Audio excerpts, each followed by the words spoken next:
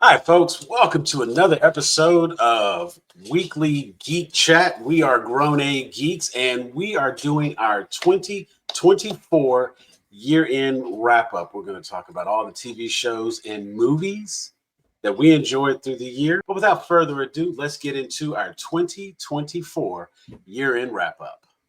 Boom.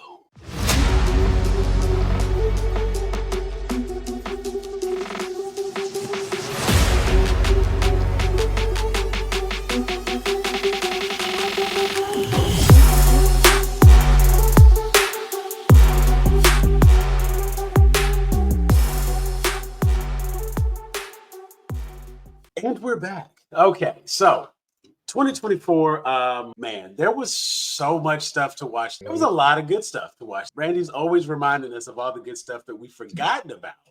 We're gonna have a whole series of just good things nobody talks about anymore. We're gonna do a coming whole in segment. 2025. 2025, that's gonna be a whole segment. We're gonna recap and review movies from yesteryear. But this show, we're gonna talk about this year.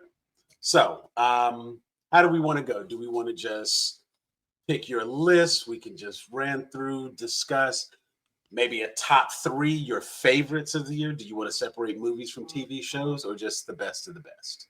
Because I've got movies, I've got TV shows, I've got them. Let's get a quick top three. Let's get a quick, most memorable top three from everyone. Super easy, super easy. You know what? I will start that. Okay. Top three, the most impactful for this year. X-Men 97, the Fallout TV show, Deadpool and Wolverine. Those are the top three. That is a great. I think those were very on brand. Very on brand. Like the top tier, I'm easy to sell to. Give me the best of the best. You start diving into some of this other stuff. It's great. And also, each one of those came out this year. Now, there's a lot of things that there were new seasons of things that came out that I enjoyed that would have made the cut for 2024. But each one of those items was released this year, and they were all self-contained.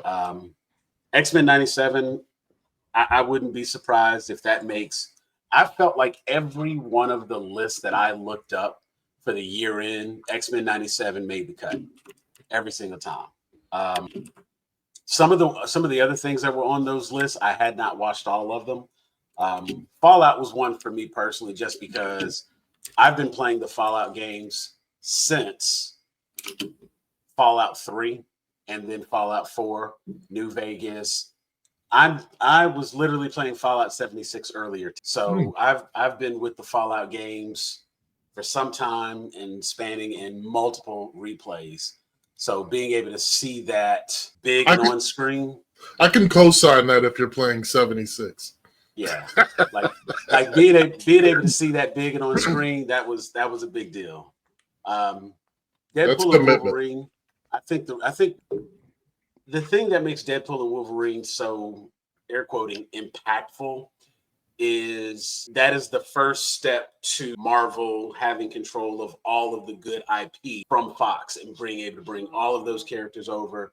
And it's a step in the new direction that they can go, where now the restrictions are lifted, the gloves are off, and we're about to see a whole new Marvel cinematic universe as a result of the acquisition. And so the send-off that Deadpool and Wolverine gave to the former Fox universe, it was a way to really signify that we're going in a new direction.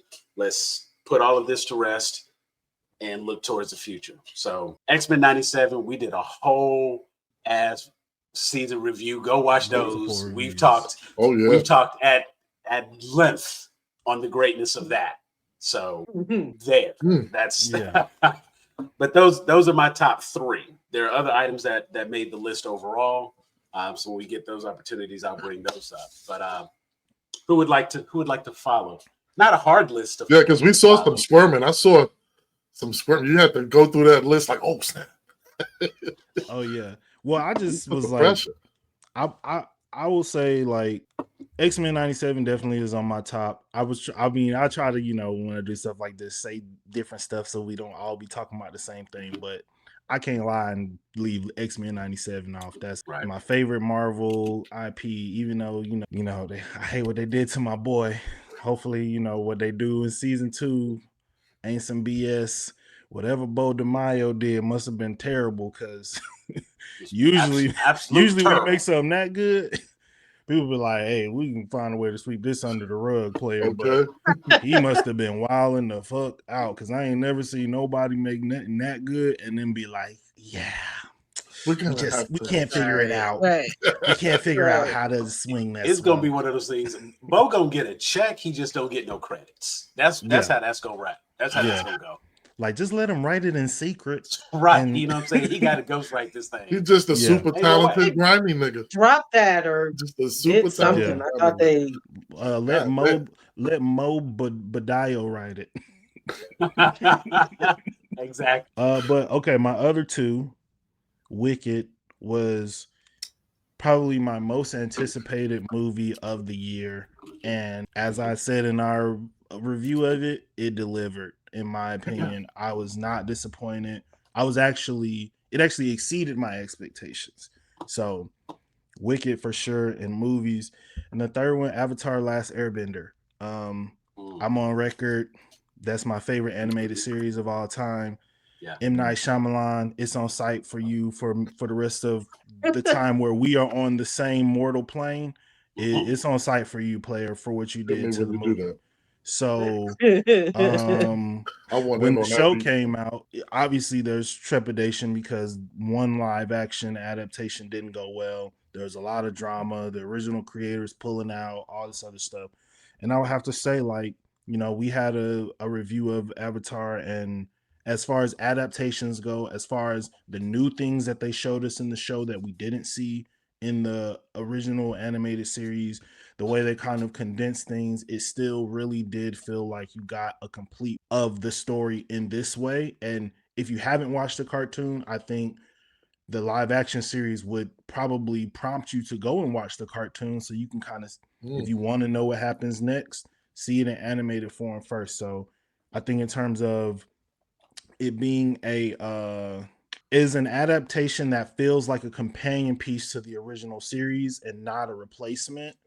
And so that is why I gave it like extremely high marks. But, I'm also not going to lie, I'm biased. That series, I love that world. I love everything about Avatar Last. It might be higher for me than it is for other people, but I would say if you enjoyed the cart, definitely check it out. If you enjoy kung fu, fantasy type stuff, definitely check it out. I like that. That's good. Okay. Brandy. Right. So I have I'm torn if I want to. Okay, so I have some similars because I have Deadpool and Wolverine, and also I had X-Men 97. But I have some alternates. Deadpool and Wolverine. Just I know that people had their issues with it, but it's just a good time. I'm sorry. I just have a good time when I watch it. The blockbuster popcorn. Exactly. It just it doesn't have to be overly, like, I just enjoy a movie that's like, no, it's okay. Turn your brain right off and just ride this with us. We know it's ridiculous, but that's okay because, it's superheroes and it's just what it needs to be. And I love the characters and the callbacks and the fan service. I know exactly what it was and I fell for it and it was delicious. And the ending with the Fox characters and the time of your life, I am absolutely that, easy. I am. He don't love you, girl. I don't care. It just feels good. It was still good to me. Yeah. I think X-Men 97 has been talked about, and I mean, I don't really think I can add too much to what we've already discussed. I mean, I can't wait for the next season, and they better do it right. I'm gonna be outside with a "Bring Back Bo" sign. Listen, we forgive you. Let's go. We Play with me. forgive you. But I am adding the substance And this Wow. is a movie that nobody is talking about, and it's been months and nobody's talking about it. And I thought it was phenomenal. And it's on Amazon now, so there's no excuse. I was going to say Heretic, which is another one that I didn't hear too many people talking about that was so good, but The Substance. Okay. Demi Moore, first of all, is still fabulous. I don't know how old she is. I'm sure she's in her 50s, almost 60 by now, but she looks amazing. I think she's still that girl. 62. She can still just act. She's how old? 62? 62. Okay. She looks amazing.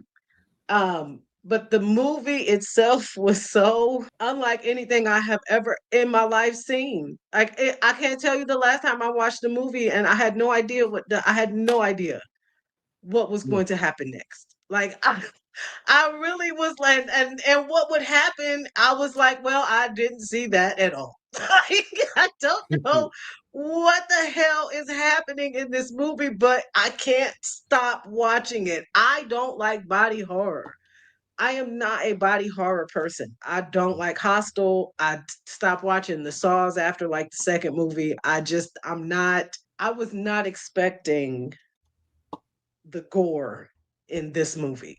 I was not expecting. And and the fact that they didn't shy away from it. Like, oh no, the camera, it's going to be right as she's sewing things and things are exploding and falling off. And if you have not seen it, I know y'all think I'm crazy. No, you just made us all be like, okay, watch lists. Yeah, I'm literally Googling. So for real. Good. You said everybody was like, all right, yeah. Substance. It's like, and all I can think is like, you know what? That's the second time I've heard her say that. We gotta pay attention to analytics because after this review, it's an allegory, right? So as you're watching it, you're like, I absolutely get what they're saying, but I can't even describe it. You go watch it and then come back because nobody's talking about this movie, and I'm like, but I don't, y'all. Okay, I can't wait to come back and do the Substance movie review. Apparently, that's coming up. So for real, we will have to be on that. Those are I think 3. Also, watch Heretic. So good. Hugh Grant, amazing as a villain. I did hear about amazing as a villain. My sister-in-law wants to see that. It's like, very like if you're deeply religious. Okay. Like it might offend you. Get ready. It might, Get ready. Understood. Right. I would. Just know that there may be questions and things that may make you feel the way. But it's really good. And Hugh Grant, man, who knew? Who knew that his Englishness, he's such a charming English man. And who knew that could be menacing? But it can. The substance. Okay, the heretic. Gotcha. I've been hearing about that. Heretic. Okay, so that's your 3. The X-Men. That's my 3. Wolverine and Deadpool. Wolverine and Deadpool and the daggone Substance. And the Substance. Oh, very good. I'm telling you now, you are not ready. So RG. So what you got, man? I have spent this entire year not looking at humans on the screen. So that has been good. I have not wanted to look at live humans. I have turned to full cynic. There you go, baby. We AD spamming just forward. Let me stop. Anyway, so let's see if the first one is because I was a really huge fan of the I'm gonna say comic because I cannot remember what the Korean manga is, but it's you know what it is. It's Solo Leveling. Yeah. I waited a long time for this anime to come out. I was a big fan of the manga series, and it's a really great story. I know where it's gonna go. The series actually took a lot of the artwork, the art style directly from the manga. The story is almost a panel for panel version of the manga. It's just watching the progression of the protagonist is just I absolutely love it, Sam. You know, we actually did do a whole review. We did a season a review on the season. Yeah, we followed this season, so you know, please check those videos out. We go a lot more in depth as to why this is such a really great show. Did you watch it just Reawakening yet? No, I did not. I thought Reawakening was just like the first 8 episodes in movie form. They just dropped the. If I'm not mistaken, the end of it has the first 2 episodes of the upcoming season, though. Holy hell! Okay, well, yep, I know what I'll be watching later. So, I thought I read that it was just a recap. Okay, well, yeah, great show. Absolutely, very, very memorable for me because I remember it easily from watching it earlier this year. So Solo Leveling is my first one. I'm gonna have to go with X-Men. I'm gonna have to unanimously just say that the X-Men '97 was just a fucking great fucking show. Yeah. It was not. I have no, as you know, I know I hate on a lot. I know. I'm working on that. I'm working on that. There's a lot of stuff I'm trying to enjoy, and life has made it hard to enjoy things because it's just all looks and feels like shit. But I'm trying to do better. I'm working on myself, people. And so I'm started this year with X-Men '97, and I've found very few things wrong with that show. It's a great show. It's well written, it's well drawn. They got stories. It's a good show. We did a whole show about it. Yes, I'm diverting clicks. We're gonna put the link below in here, so click the link so you can see the show that we did. There'll be the link for Solo Leveling. Watch our shit, man. Watch our shit. Did you click like already? Have you clicked like yet? Can you do that? And then I'll tell you the next one. All right, now. So the second, click it though. The second one was I gotta go with Last Airbender. I'm sorry, my bad. Not Last Airbender. I put the wrong number there. The third one. The third one for me is Arcane. Yeah, it was hands down. That might have been my favorite show of the season. Season 2 of Arcane was just spectacular. It was an absolutely flawless season. It was an incredibly. We just did a show on this one, so another link for y'all to click on. You know what I'm saying? Because we just talked about this, but this show is well written. It is emotional. There are multiple storylines with multiple characters for you to get into and still feel comfortable following those characters. That show is a masterclass in show don't tell and where and when and the proper way to use exposition in a TV show. So yeah, Arcane, those are my 3, man. It's Solo Leveling, X-Men, and Arcane. I don't want to look at real people. I didn't want to look at real people in 2020. Okay, nothing wrong with that. And I have to say, like, I can definitely co-sign on Solo Leveling, Arcane as well, and it is unanimous 4 for 4. And I feel like if our other partner Teresa, if she was on, I feel like she would at least have put X-Men on the list as well. Would have got the sweep. I feel pretty confident in saying that one she would have put on there. Yeah. And so that's definitely a good pick.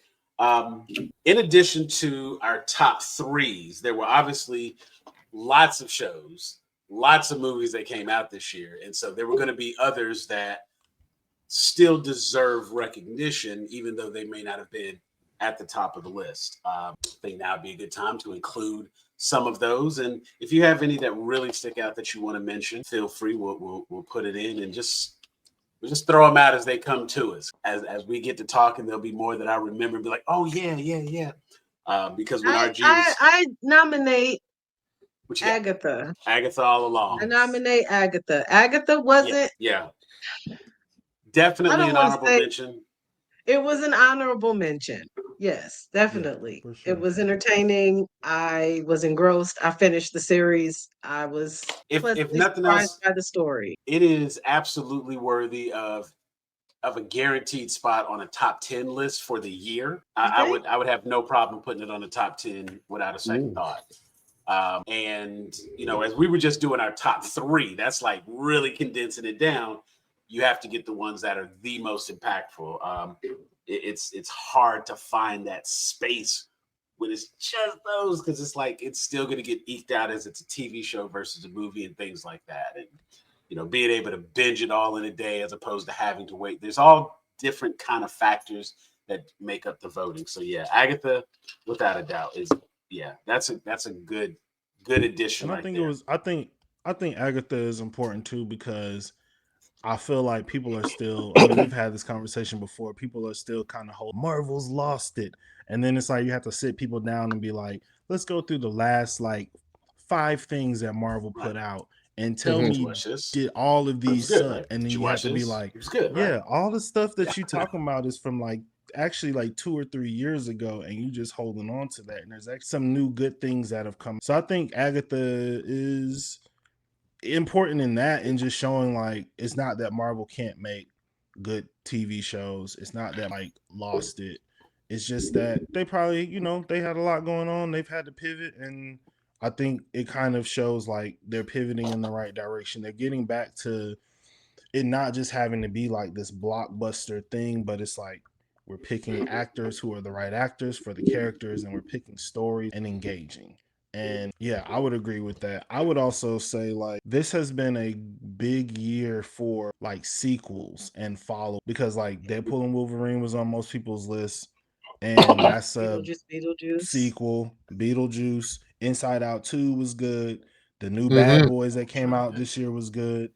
The Ghostbusters movie that came out was better than I think it got credit for. Beverly Hills Cop was good, even though like I think that people are. That was a lot better than I thought it was going to be. Yeah, I think people are finding interesting ways to smartly dial into the worlds of certain IP and tell stories that aren't just like, we're going to bring everybody back and we're going to do all the hits and we're going to do this. It's like get the band back. Like even in Ghostbusters Frozen Empire, right? That's a sequel in the sequel series, but it still feels like a follow-up to the first, the Ghost, I don't even remember the name, the one where they was in the cornfield. Even though they in New York, they could easily be like, we got to bring back Gozer and all the stuff. It's like, no, we brought back Dan Aykroyd. We brought back everybody who's a part of the original Ghostbusters, but they're in Paul Rudd's Ghostbusters. They join into this, and we're telling this new story about the new Ghostbusters, and we're meeting the new Ghostbusters family, and they're getting that. Well, I mean, we got Bill Murray, so let's put him front and center, and that's what everybody wants. He's gonna be smug for 2 hours and put him up. It's like, we don't want that. Yeah, so I think it's important to, for something that's difficult, for something that often gets panned and disrespected in sequels, and for something that often isn't given the attention artistically it deserves, because a lot of times they are money grabs. I do have to say, like, a lot of the sequels that we got, and even like accompanying series like Penguin, which is a accompanying series to the Batman, but it's like expanding on that world, I think all worked really, really, really well. Oh yeah. Can I piggyback on that? Yeah. Because the sequel portion, hop on, brother. Segue. Nah, real talk, but sequels, Doom Part 2 was a fucking awesome movie. It was shot, the cinematography is absolutely incredible. All the acting is still top notch. The storytelling is still top notch. The world building is still it's on point. Doom Part 2 was a very, very good sequel for something that comes from a book series and a mythology that is as dense as that world is. So that movie does a really good job. You mentioned Inside Out 2. Also, we finally got a good closing to Crisis on Infinite Earths with Part 3.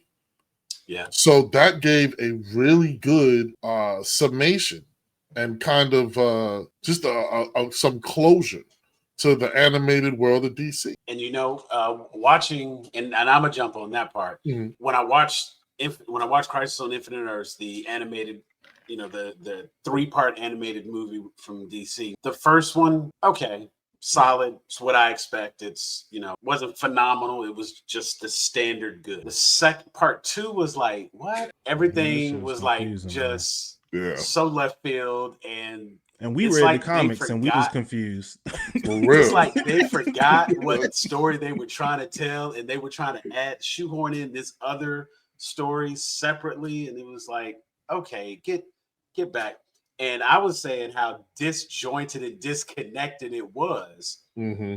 And then part 3 was obviously written by the person who wrote part 1 and went back to tell his story and finished the shit up. It was that new Star Wars trilogy where everybody was like looking at the second movie of the trilogy. It was like what they did, it was just went left field with that, and then they had to like bring it back together.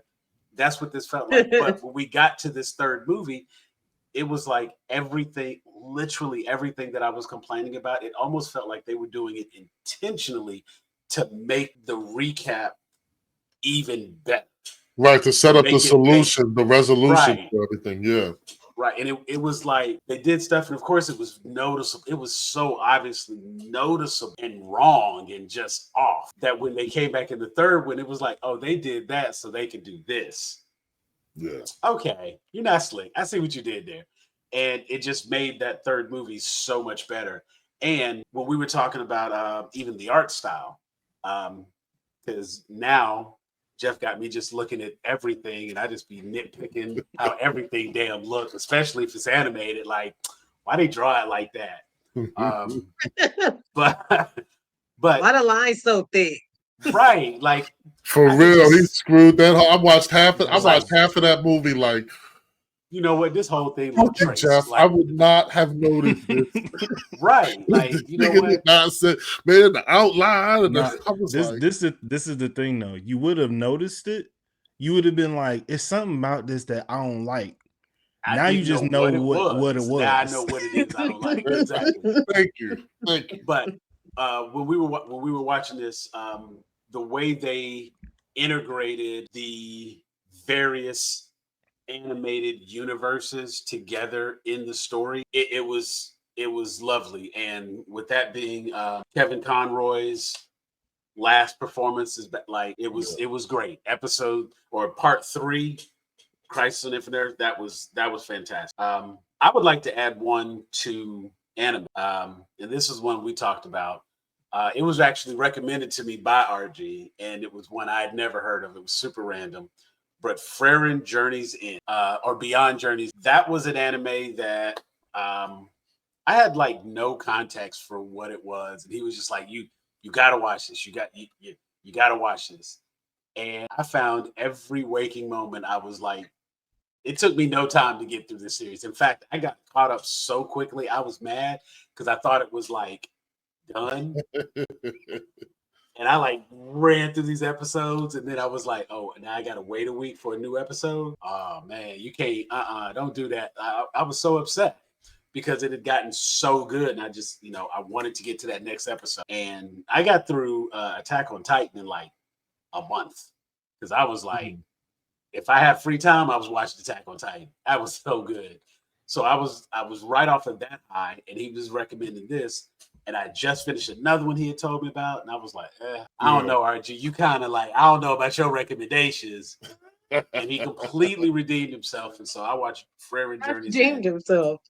Yeah, no, completely. Because he recommended Mob Psycho. But hold on. Mob Psycho eventually. It got there. It did get there. Okay. It did get there. Yes. But we was struggling by the end of season 1. It was tough. It is tough. It's a tough watch. I'm not gonna lie.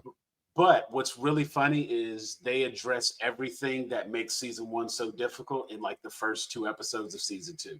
Almost like they knew that people were complaining about that, so they addressed it, wrote it in, and corrected it. And that's always impressive. So it made watching season 2 much more enjoyable.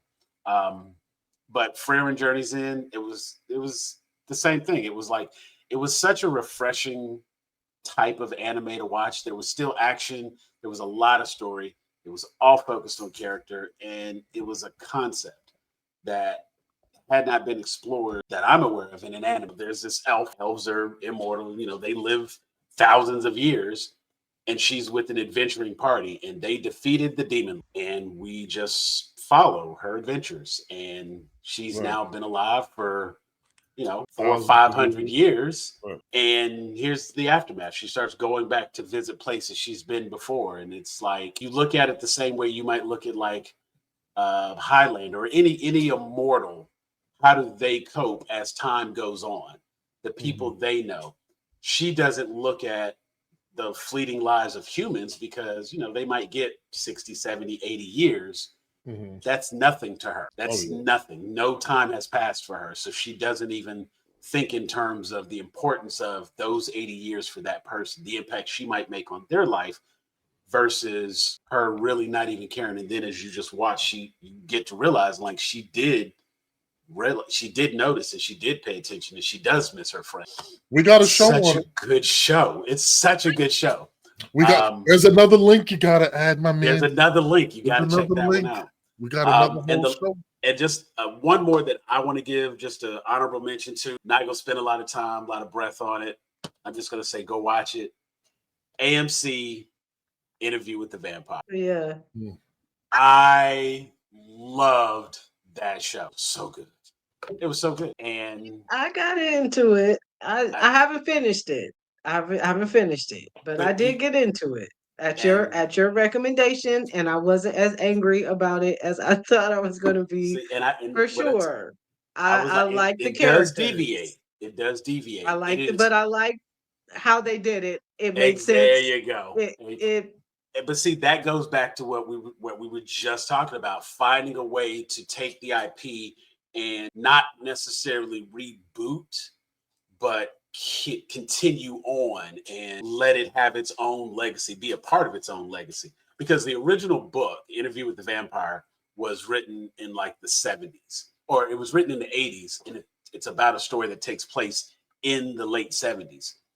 When the movie came out, because so much of the movie is flashback, you don't really have a context for the time period that is being recorded. I mean, there may be like, New Orleans, 1985 at the bottom of the screen kind of thing, but you don't see enough in modern time to give you that time frame. But in this story, we find out that the first interview with the vampire was the vampire Lewis telling the story that he thought should be told. Right. And now, years after that interview, real time, years after that interview, he wants to tell the real story of what actually happened. So he goes back and has the same person that interviewed him, Daniel Malloy, comes back to do the interview. And of course, Daniel's written this book. It's a bestseller. He's written books since then.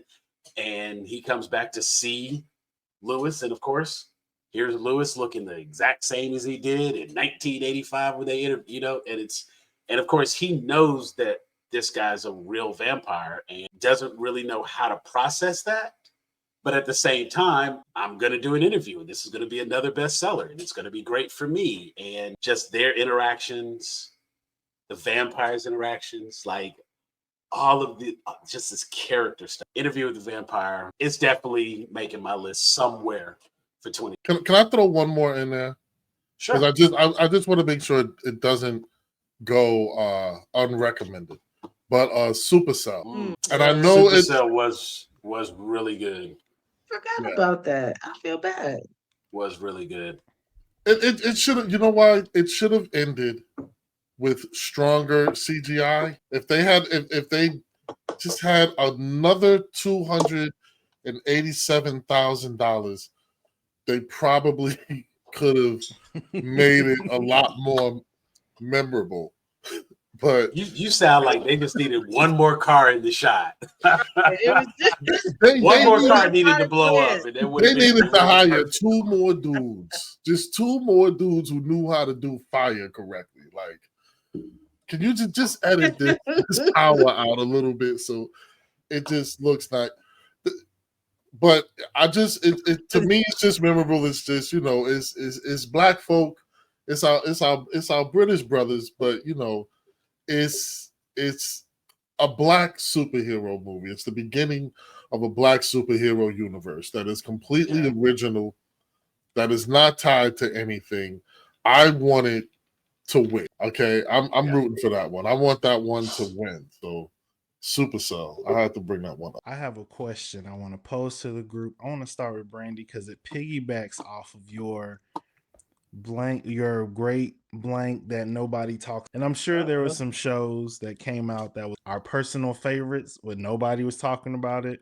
Maybe it got canceled after one season and nobody's ever going to talk about it again, but it actually still kind of made like an impact on in terms of like, yeah, if there was anything.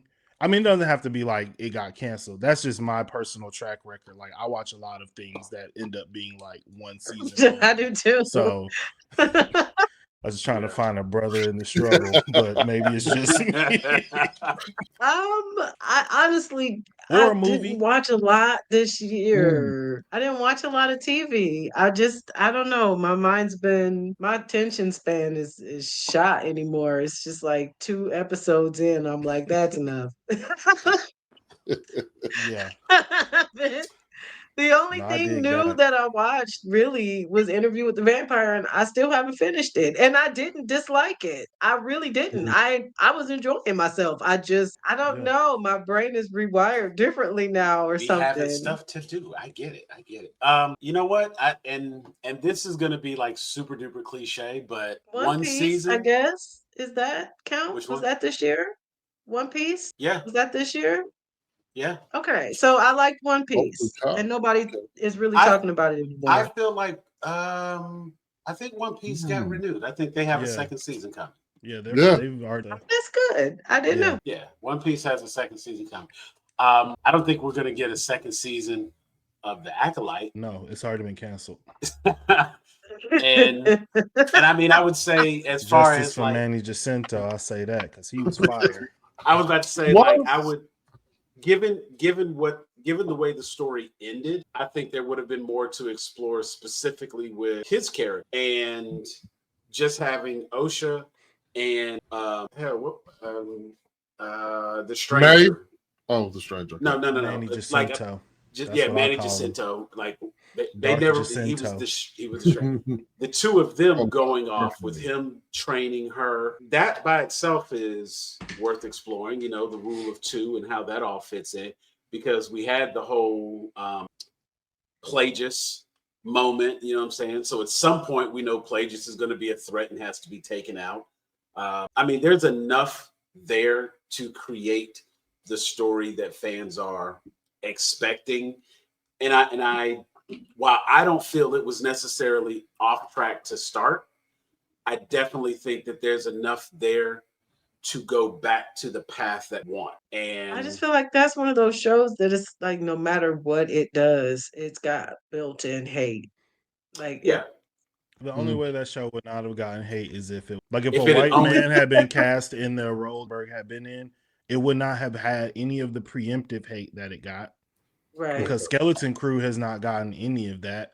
And it's like I've been watching that and it's like this is Star Wars Goonies. Yeah. But nobody's like woo about that because Jude Law and some of the kids are white and it's easy for them to digest them as kids. But I think, you know.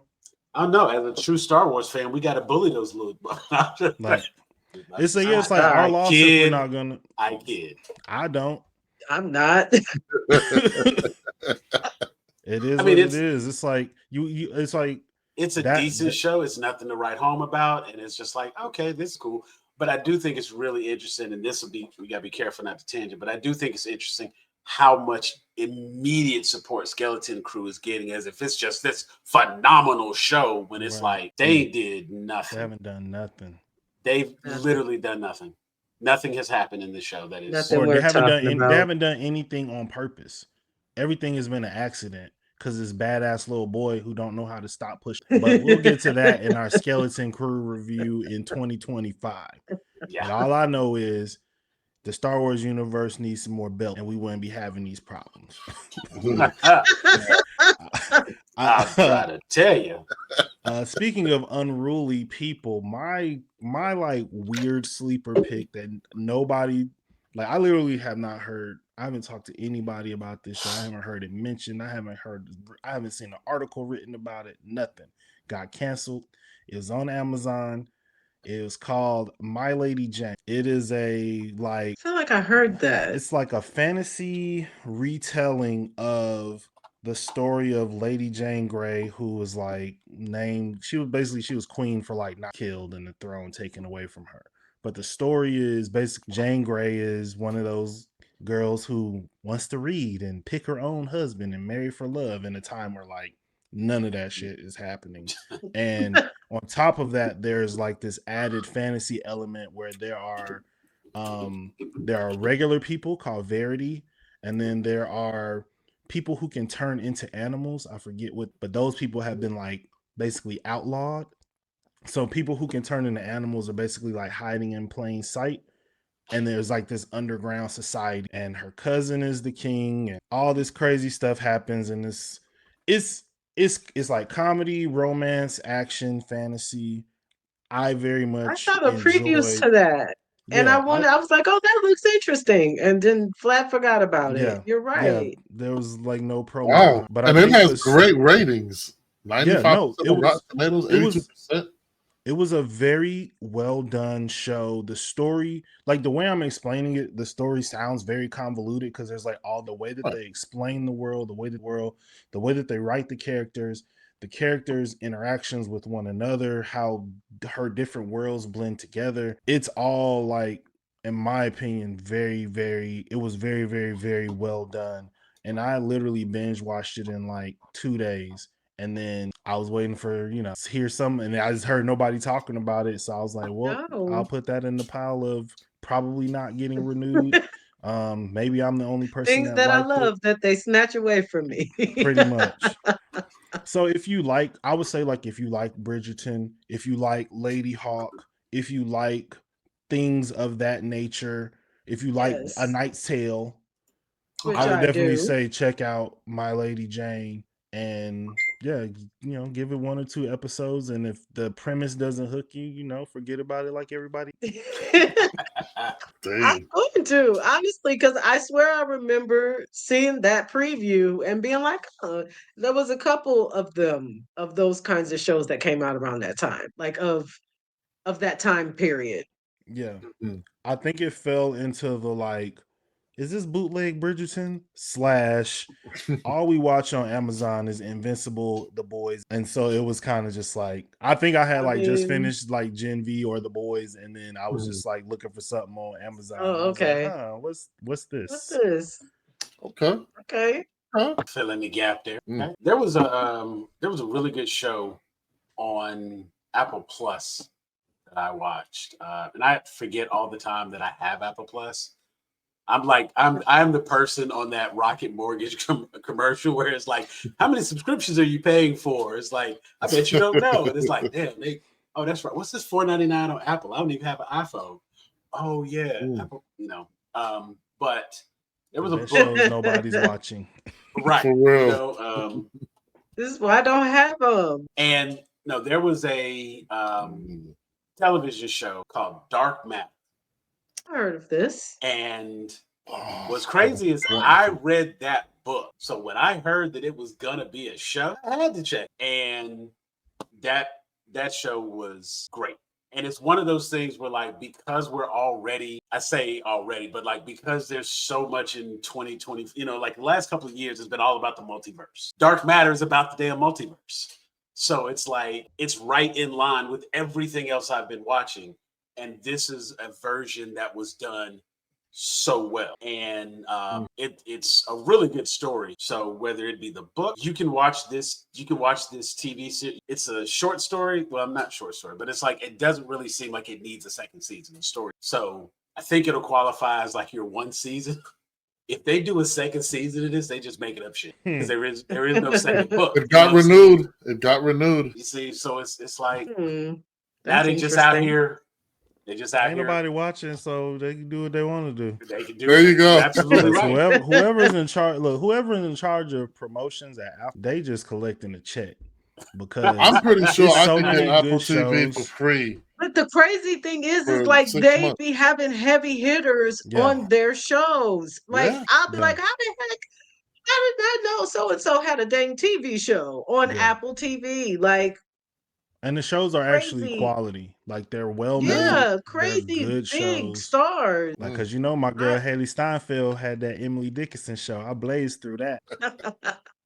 I mean, there's a lot of stuff I gotta get it. that is specifically like we got Apple TV Plus or we got that. For like Ted Lasso. No, we got it for Spirit, The holiday movie? Christmas movie with Will Ferrell and Ryan Reynolds. I want to say like 2 years. Whenever that movie came Come out, on.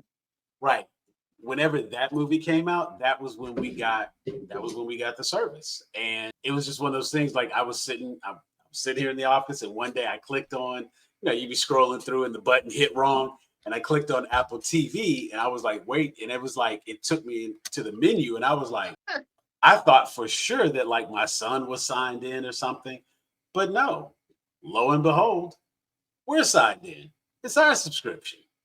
And so, we make it a point we watch the Charlie Brown Thanksgiving, the one that they redid so that Franklin was sitting on the right side of the tape. No, we saw the first one, but then they have a new version. Like I don't know if there's a Franklin movie that they did that's all about how Franklin moved to the town where all of them live. Yeah. I will say a tear welled up at the end because they do reference that him sitting by himself, and yeah. It's well done. I mean, they got lots. They got Shrinking with Harrison Ford, Jason Segel. They got Severance, which everybody was talking about. They got Bad Monkey with Vince Vaughn. Time Bandits, which everybody kind of was talking about. I tried to watch it, but they got Silo, which everybody's been talking about. I mean, there's just a lot of stuff. My wife liked Big Door Prize. I mean, across the board, when I look at something coming on Apple TV, I'm like, I might give it a chance if it's like in a genre that I actually enjoy like watching. But they just ain't nobody pushing or promoing or nothing. They think because I turn my Apple TV on and it starts there that nah, bro. That's not more like promo. you said, people get paid regardless over there. They Apple. Right. They don't care. The morning show was a big one.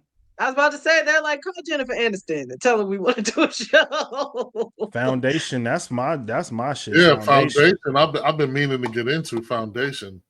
I've heard a lot of good stuff. You're not gonna convince me to get another daggone streaming service. I'm not. Look, you could get it for free. For all my musical fans.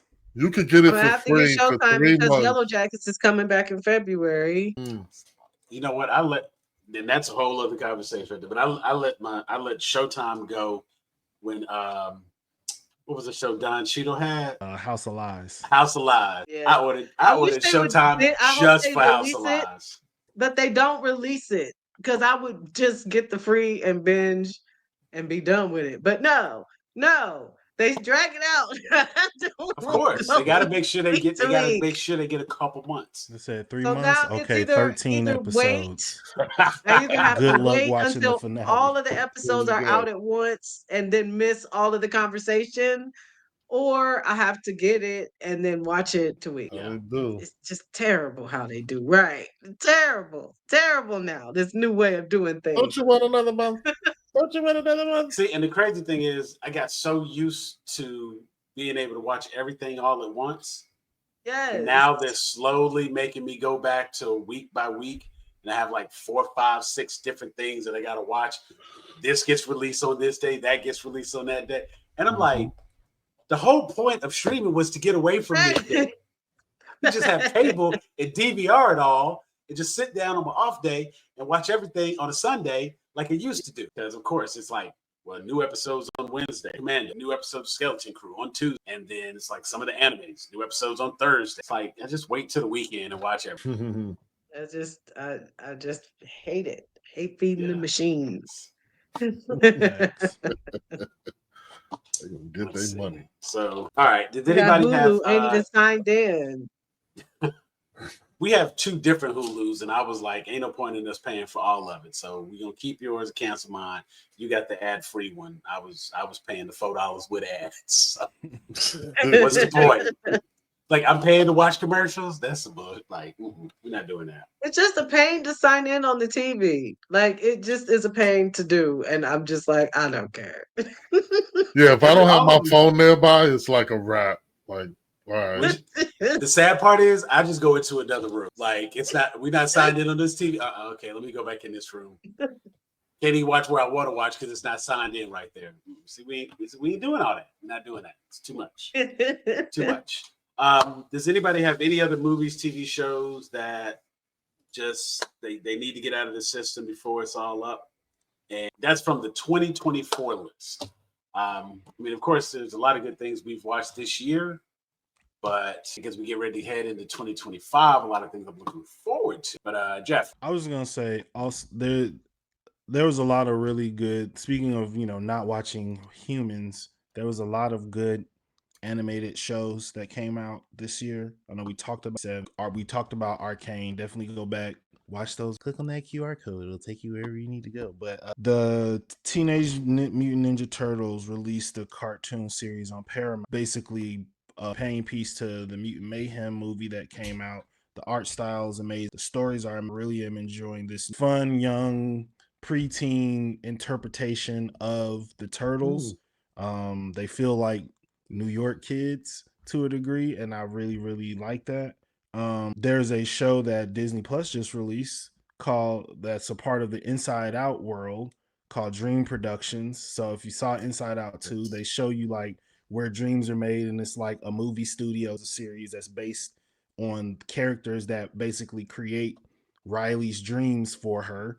And me and my son have been watching that, and he's looking for something to watch with your kid. Definitely suggest that. And then in terms of like the badass, like female protagonist, girl protagonist that kicks ass, there's Kicks 2 on. Oh, no. Okay. On HBO, on Max, there's a show called Invincible Fight Girl that I've been enjoying. And then on Netflix, there's a show called Gentry Chow versus the Underworld so definitely like check those out. We've been talking earlier about art styles. All of these shows have like a very wide range of art style, but they fit what they're trying to do in the show, and they do a good job of not just drawing things that are animated versions of how it would happen and push the style, they push the exaggeration, and they actually like animate it. So I just, as somebody who draws, as somebody who loves animated series, that people are actually like, pushing and being unique and telling unique and interesting stories that are kind of new in that. Always just been about like, oh, little kid stuff, superhero stuff, but like some of this stuff, cool cartoons that have action. And I think that the worlds that they build interesting and impact. Shout out to all the great animation that came out in 2024. Looking forward what's going to happen in 2025. Yeah, we could actually just do like a whole series on adult animation, because that Terminator Zero was on Netflix, and season 1 of because we've only talked about it so much, but season 1 of the Tomb Raider Lara Croft animated series, and that was actually a much better version. Now it's still probably got the same audience because that looks like the same Laura, but there is a little bit more depth to the character and backstory and stuff like that. And the supporting cast, they were really sharp in that. Terminator Zero is Terminator still, like, but in the interesting aspect of like, you can't just go back and kill Sarah Connor. Like, there's more to it. The timelines are so convoluted because so many people have gone back and gone forward, and the information keeps changing, and it's the whole butterfly effect. So they can honestly keep going with Terminator, because it's like we've seen too many, multiverse things for it to make, like, Skynet is an absolute point in time. That is going to happen. There is no stopping that, no matter who gets killed, what happened, that is going to happen. Right. It is an absolute point in time. But it seems like there are a number of, what do they call it in Across the Spider-Verse? There's a number of canon events that you could choose from. And that's where we're getting all of these different Terminators. Terminator Zero is just another canon event, absolute point in time. So it was still actually rather enjoyable. And that was another share for. And I just wanted to say, I'm interested in the Laura Croft thing. I don't have Laura Croft is supposed to be Laura Croft, right? I, physically, that's Laura Croft. I just mean all I meant was when I was playing her, that was great, and I loved that part of her too. But also there was other things with that. So I like that you're like in this anime, they're kind of exploring the other things she as is well. as a person. Right. Yeah, Yeah. all of that is there, and like you get all of the, dare I say, silly video game coolness happens, but then you have like a real person who's hurting and has to take a break, passes out, and wakes up and doesn't know where the hell she is, but can speak Mandarin and ask the people around her. You know what I'm saying? So it's like it actually makes sense. And they did a really good job of like exploring this character to make it more than just a pretty face on the cover. Just saying. Also, shout out to Angelina because shout out to Haley Atwell, who's voicing this Laura Croft. They got Angelina was muy bueno. I want to throw in. I forgot Daniel Craig was in it until I rewatched it the other day. He was like, Bond is in this bit. Look at that. Look at that. How about that? I didn't even. And I just want to throw one more in there. In the adult animation, it's available on. Excuse me. It's available on Netflix and I believe Max. It's called Scavenger's Reign. It is a very, very deep, somewhat weird story. Yeah, I will say it is still a very linear story, but it is more like horror, and it's like horror and like a psychological thriller in an animated series. Because being that it takes place on another planet, and you're dealing with the sort of the marooned crew that their escape pods, landed in different areas, and now the whole point of it is they're trying to gather on where they made the mothership land. But just the trials and tribulations that they face on this planet, it is eerie. I will say it is it's the type of show where you watch and you need about 10 minutes afterward to kind of be like, all right, before I go to sleep. Like Black Rain kind of psychological messing with you, or like straight up horror? No, it's not. I can't watch that at night if it's horror. It's not horror. Yeah, it's not scary horror. Like it's suspense. Not gory. Right. Yeah, it's suspenseful horror. Okay. You really want to know the characters get into situations that are just like that are fucking spooky and dangerous, and you like, how are they gonna get out of this? Like, they're on this alien planet, and the way they interact with alien life, the atmosphere, the environment, some stuff they've kind of figured out because they've been marooned for a little bit, so they have some patterns understood, but then something happens, a variation to that pattern is now changed. They find themselves in a whole new situation, and you're just sitting there like edge of your seat because you're like, you had this whole thing planned out, and now like your first aid kit, your rations, and your speeder bike are all broken, and you're at the bottom of the cave. Oh snap. But then you watch this astronaut, dig down, like have a breakdown, have a whole breakdown, but then and then they start working to get out, and you're just sitting there like, because they get about halfway and they fall, and then a little alien creature comes to look, and it's like, oh, I could carry you. But then you see outside that alien creature came out of the mouth of a bigger alien creature, so you're like, so the whole time you're just like, what is about to happen? You're following four sets of people, and they each get into their own situations. but it's still a very cohesive story, and yeah, it doesn't get talked about enough. So I wanted to make sure we brought that. You know, it's funny because I feel like I probably have done a whole just a single segment for Under the Radar. Not even Under the Radar. It's just again shows that the adult animation as a category is one that it kind of expands. That one was last year. Just I felt like it came towards the end of the year, so I wasn't sure if it was beginning of this year, into last year. Well, that's me. That's my list. There aren't any more because I would only continue to add as we continue to talk, and I remember more. But the ones that stood out that I know, even trying to like look back at the earlier part of the year and see like what came out. Again, there's other good ones that are there, but the ones that I feel actually need to like be on this list and need to be talked about as the top wrap up for the year. I think we've covered those. I've covered the items that I wanted to speak. Well, there is a definitive list. We hope that you've enjoyed this episode as we did our 2024 year-end wrap-up. We do ask, of course, that you like and subscribe.